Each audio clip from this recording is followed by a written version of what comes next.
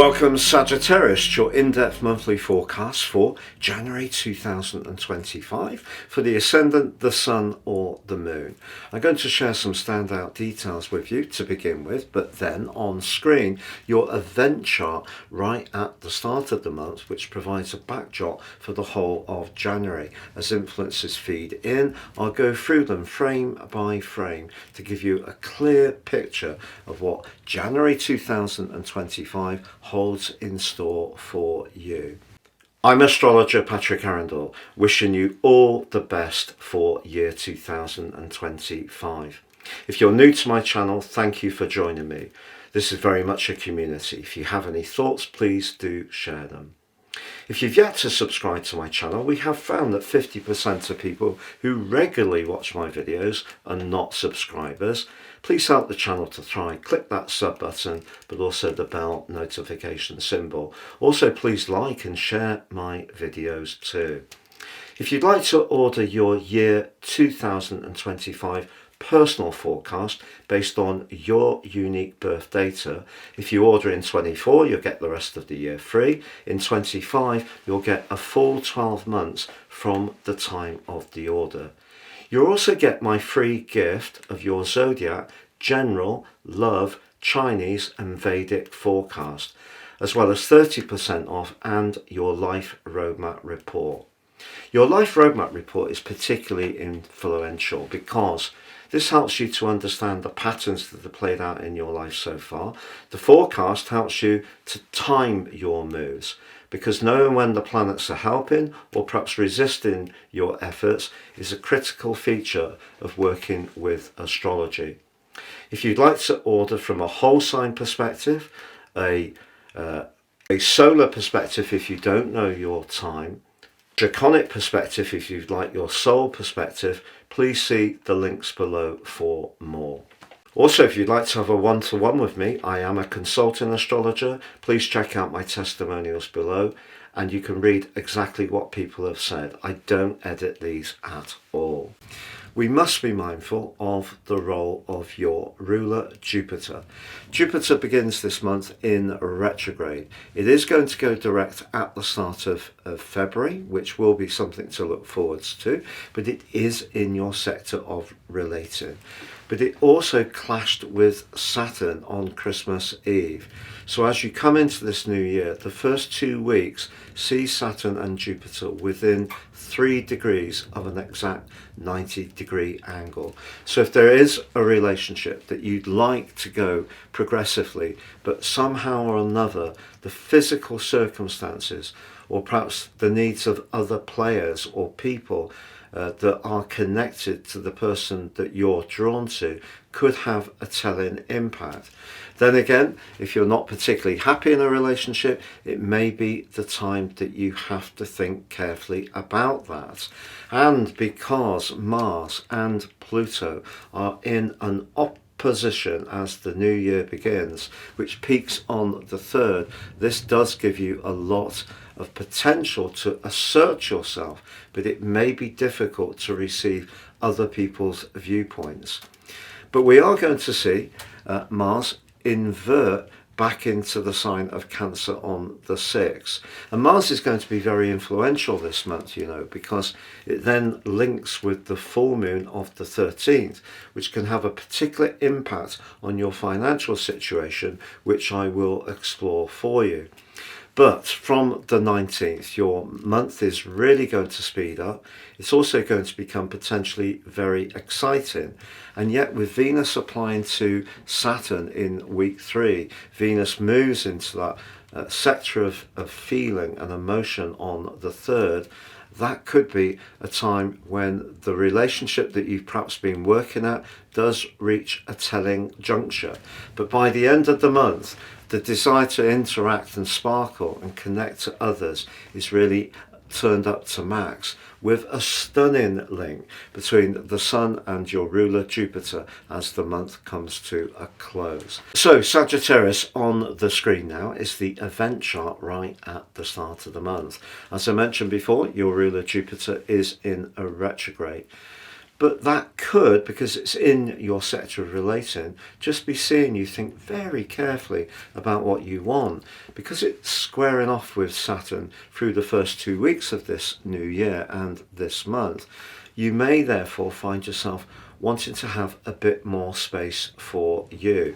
But it doesn't mean to say that the relationship is terminal, although on the 3rd, Venus, the planet of relating, does move into a very tender area and will meet up with Saturn itself in week 3. And that could be the week when you're really making your mind up what to do, because right at the start of the year, you can see that Mars, the planet of passion, but also assertion, is in your 9th house, where it demands freedom.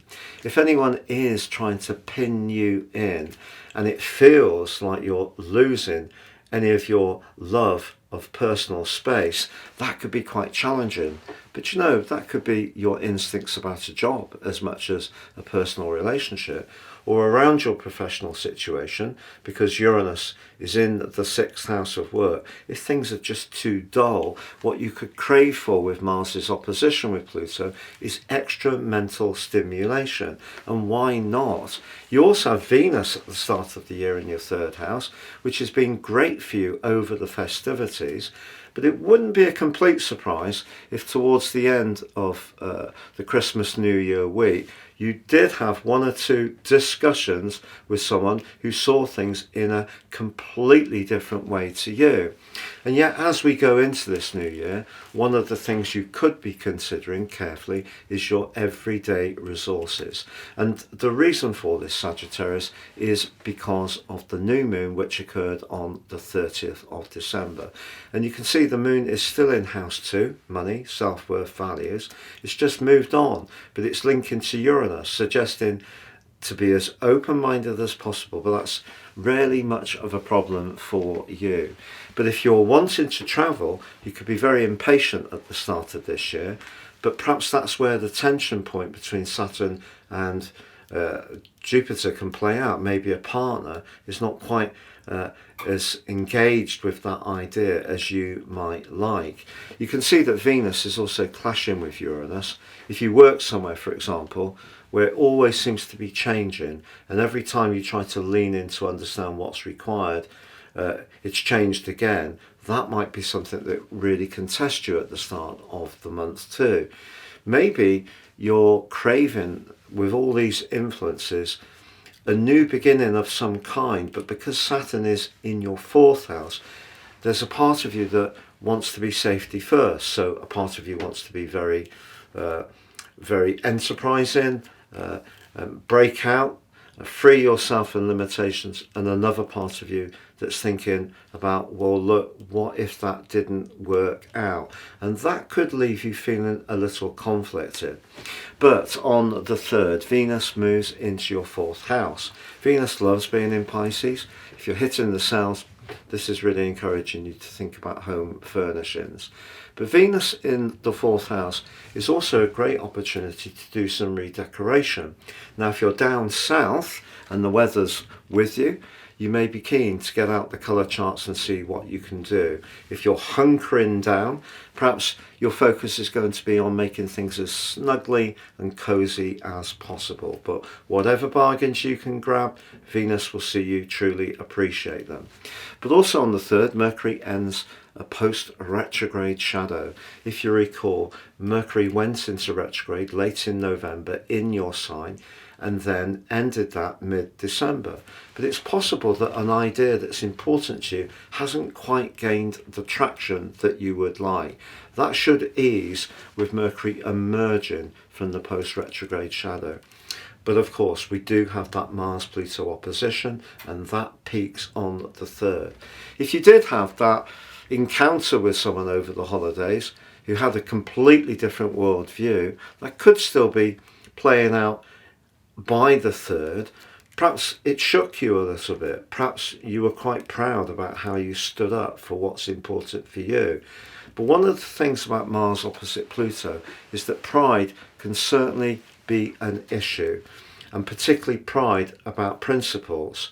But the third house Pluto position, which is going to become much more important towards the end of this month, is asking you to consider your everyday reality. That's the functional part of our situation in terms of who we have to speak to, who we meet every day, you know, people like neighbours, people at work.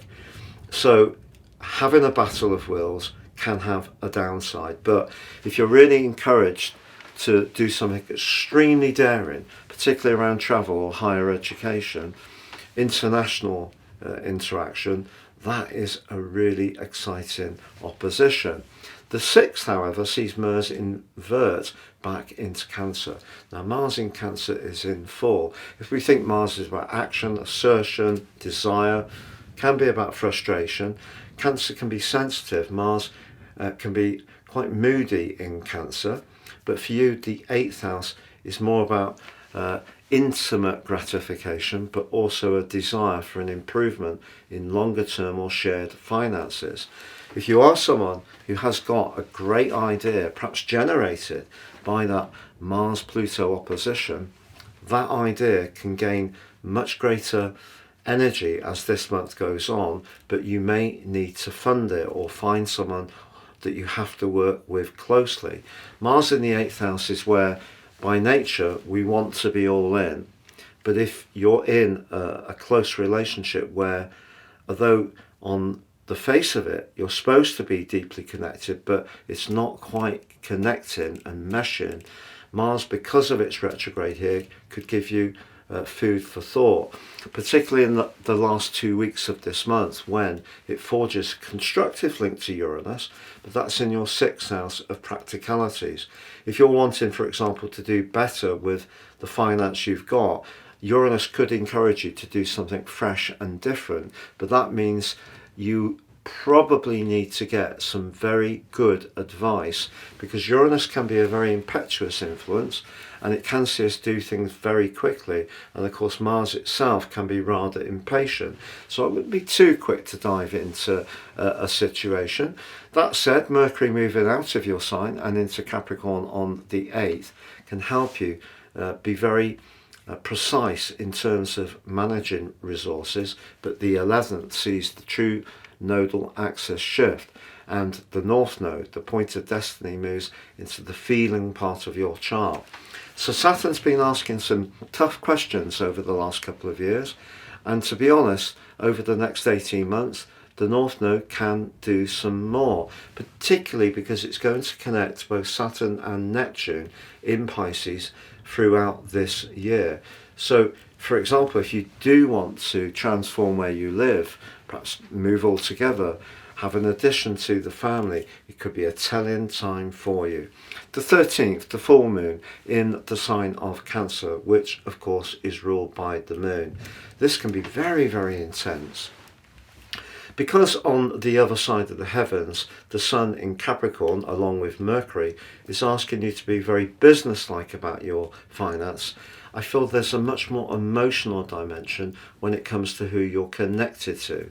Now, because the 8th house, particularly with Mars in the mix, can be about sex, if there is a relationship that you're finding very hard to resist, then you could find, and it may be with someone you encounter in a very practical but surprising way, practical location but surprising way, you could find someone very, very alluring, and that could set up a real exciting encounter. But in a long-standing relationship, that square between Saturn and Jupiter is accented by Venus in week 3, and on the 19th Venus and Saturn come into an exact conjunction. Saturn gets a really bad press, to be honest. That could be a very good combination if you're about to sign for a property, if you've really done your research and all the finance works for you, because Saturn can bring results.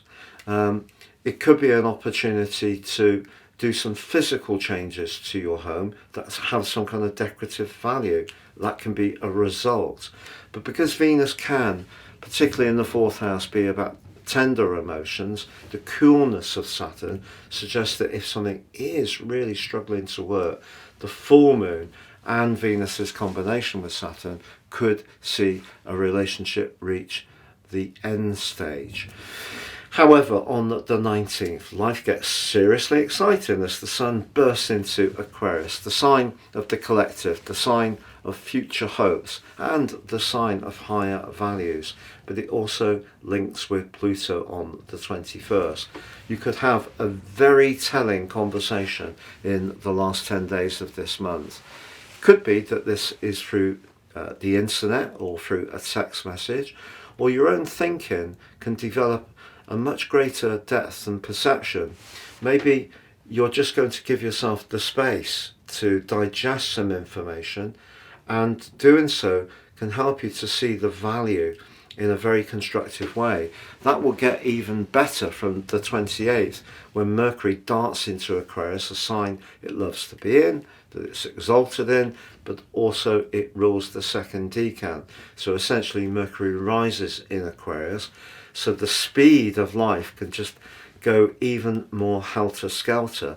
And I think that side of you that does love excitement will really surf that brilliantly. But the 29th is the new moon. If you want to set your intentions about sharing ideas you've got, sparkling socially, if you want to learn more about people immediately around you, if there are connections in your local community, voluntary work you can do, if you do teach or train, this is a prime moment for you to reach more people. But it's also a time when we can absorb skills as well. But you could find yourself very restless, and it might be hard to sit still. Mind, with Uranus going direct on the 30th, that should ease that to some degree. But for the period through to the 7th of July, through to the 7th of November, it's still going to be a year where trying to get that essential pattern and routine and structure in place could be a little elusive. Now, I should say and repeat that your ruler Jupiter forges a stunning link to the sun as this month draws to a close, which suggests a very sparkly conversation, which could be very uplifting, but it could have a large dash of attraction threaded through it. But it might be in the business sphere, where just your love of sharing different ideas and perhaps technology can be something that you link with someone in a partnership, which could prove to be very beneficial for both sides. A great month, and do check out your year 2025 deep dive video by clicking on the link underneath this one.